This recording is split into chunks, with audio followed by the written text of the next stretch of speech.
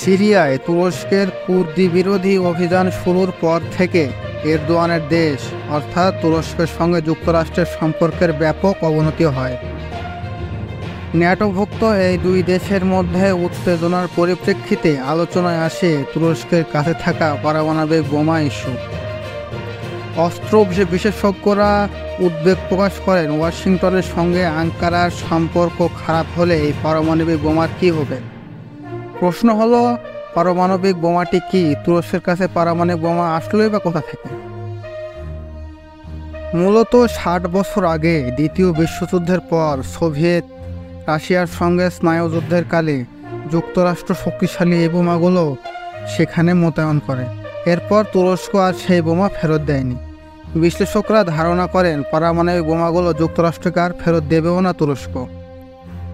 যুক্তরাষ্ট্রের সঙ্গে তুরস্কের সম্পর্ক খারাপ হওয়ার পর সবচেয়ে বেশি আলোচনায় আসে সিরীয় সীমান্তের ১৫০ মাইল দূরের শহর আডানার ইনসারলিক বিমান ঘাঁটিতে মোতায়েন থাকা যুক্তরাষ্ট্রের পারমাণবিক বোমার বিষয়টি।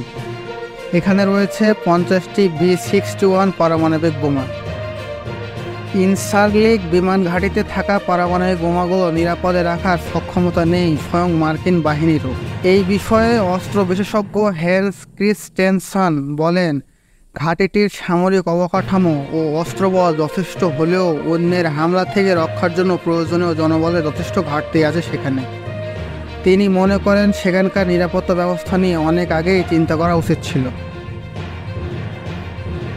তবে সবচেয়ে মজার ব্যাপার হলো, যুক্তরাষ্ট্রের ওই পারমাণবিক বোমাগুলো বহনের মতো বিমান তুরস্কের কাছে নেই।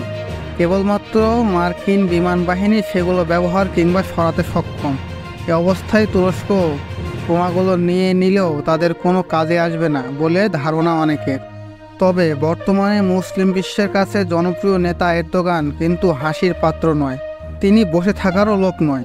প্রথমবারের মতো নিজেদের তৈরি যুদ্ধবিমানের পরীক্ষামূলক সফল উড্ডয়ন করেছে তুরস্ক।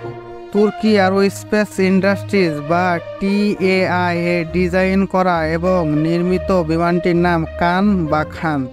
TAI প্রধান টেমেল কোটিল জানিয়েছেন, এই যুদ্ধবিমান ৮,০০০ ফুট উচ্চতায় ২৩০ কিলোমিটার প্রতি ঘন্টায় গতিতে উঠতে সক্ষম।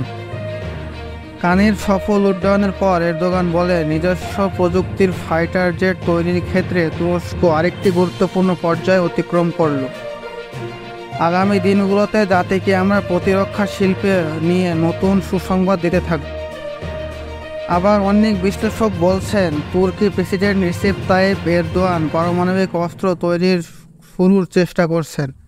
যতদিন পর্যন্ত নিজেদের অস্ত্র তৈরি শেষ হবে না ততদিন পর্যন্ত মার্কিন বাহিনীর কাছে বোমাগুলো তুরস্ক হস্তান্তর করবে না। Zubair Al Hasan, news desk.